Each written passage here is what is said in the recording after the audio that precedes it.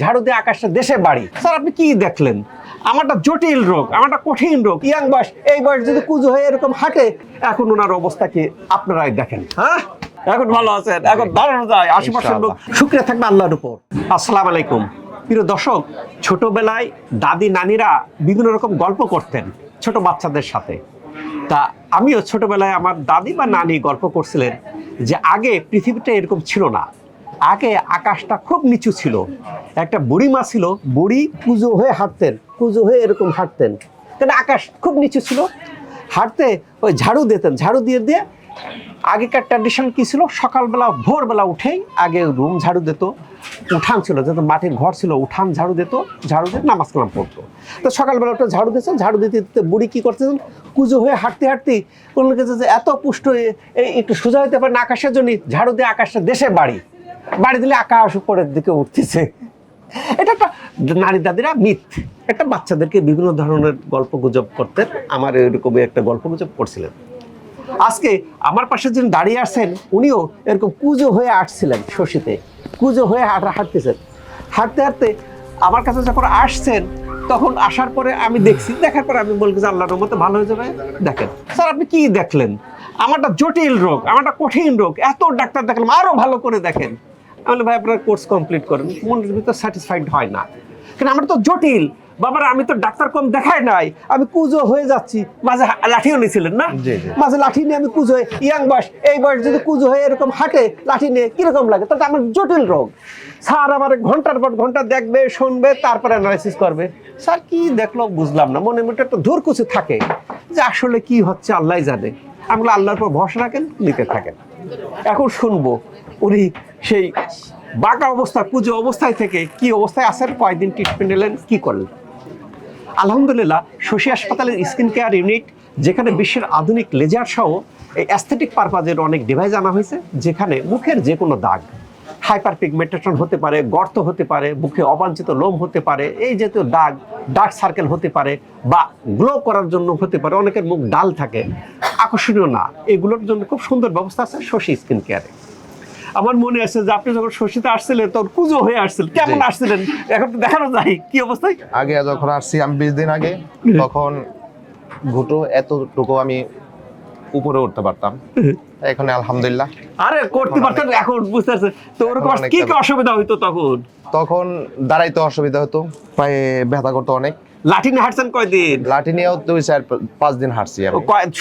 প্রিয় দর্শক, এই যে কুজো হয়ে লাঠি নিয়ে উনি শুরু করতেছিলেন, উনি যদি শশীতে না আসতেন বাকি লাইফটা এরকম দেখাইতেন আর মনকে কি সান্ত্বনা দিতেন, বাবা আমি তো দেখাতে বাকি নাই, আমি দেশে বিদেশে বড় বড় ডাক্তার দেখাইছি, ফেল, কপালে আছে, কপালে আছে। কেন আমাদের ইসলামে আছে ভাগ্যকে বিশ্বাস করতে হবে।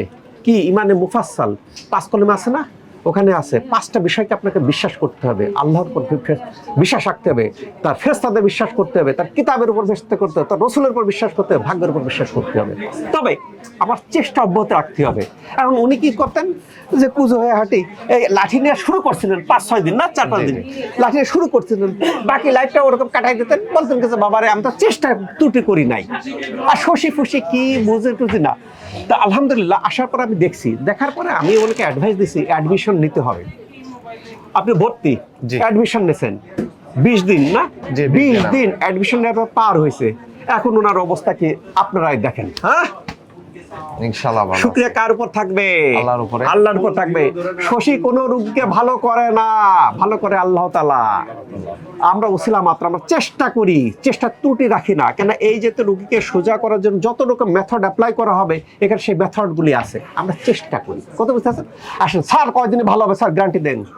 গ্যারান্টি দেওয়ার একমাত্র মালিক আল্লাহ তাআলা। কোনো রোগীকে গ্যারান্টি আগামীকাল আমি বাঁচবো কিনা তার গ্যারান্টি আছে? দিতে পারে আল্লাহ তাআলা, দিতে পারে, বুঝতে, তার কোনো গ্যারান্টি নেই। আমরা চেষ্টা করি, আমরা অভিজ্ঞতার আলোকে বলতে পারি এই কয়েকদিন লাগতে পারে। ম্যাক্সিমাম রোগী তার আগে বা সেই দিনে ভালো হয়, কোনো কোনো রোগীর কিন্তু এর থেকে ভালো হতে 2-1 দিন বেশি লাগতে পারে, কোনো কোনো রোগীর লাগে, কিন্তু শতকরা 1জন বা 2জন ম্যাক্সিমাম রোগী তার মধ্যে। উনি 20 দিন অ্যাডমিশন, আমি ওনাকে ভর্তির কথা বলছিলাম, ভর্তি হয়েছেন, 20 দিন নেছেন, নেওয়ার পরে এখন কি অবস্থা?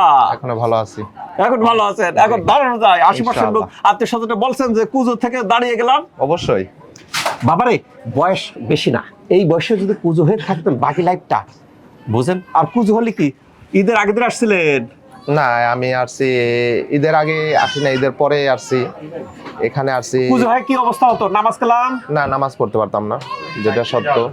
প্রিয় প্রিয় দর্শক, আমি কুজো হয়েছে, আমি কেমনে নামাজ পড়বো, বুঝতে পারছেন? আল্লাহ তালা এইসব ইয়ে থেকে, তবে আমি রিকোয়েস্ট করি যারা এরকম জটিল জটিল রোগ থেকে আল্লাহ তালা মুক্ত করতেছে আল্লাহ তালা, শশী টসি কিছু না। শুক্রিয়া থাকবে আল্লাহর উপর, ধর্মীয় বিধিবিধান পালন করতে হবে, চিরন্তন সত্য আমরা মৃত্যু বরণ করবো, কাজে ইসলামিক বিধিবিধানগুলো পালন করতে হবে। এবং ইসলামিক বিধান খুব ইজি, আজান দেশে নামাজ পড়ে ফেলি, খুব ইজি। আমি একটু ইসলামিক বিধিবিধান এবং প্রত্যেকদিন 1 ঘন্টা ইসলামিক বই পুস্তক পড়াশোনা করবো। বাবারে, আমার খেলতে, ঘুরতে, টিভি দেখতে, ইউটিউব দেখতে, ফেসবুক দেখতে টাইম পার হয়ে যাবে, বাট নিজের জন্য কিছু করি। আমি সাধারণত যেটা করি, 1 ঘন্টা এক্সারসাইজ করি, আর 1 ঘন্টা ইসলামিক কোরআন শরীফ অর্থ সহ এই হাদিস, কোরআন ইত্যাদি ইত্যাদি ধর্মীয় বিধিবিধানগুলোর চর্চা করা, এগুলো আমি করি। আমি রিকোয়েস্ট করব যারা আল কোরআন অর্থ সহ পড়ার চেষ্টা করব। কোরআন শরীফ খুব সুন্দরভাবে সবকিছু ব্যাখ্যা দেওয়া আছে। আমরা ধর্মীয় বিধিবিধানগুলো করব, যে ভবিষ্যতের জন্য 1 ঘন্টা ব্যয় করলাম, আর নামাজ কালাম তো পড়বো, পাশাপাশি 1 ঘন্টা এক্সারসাইজ করব। তাহলে কি হবে? শুকরিয়া থাকবে কার? আল্লাহর উপর।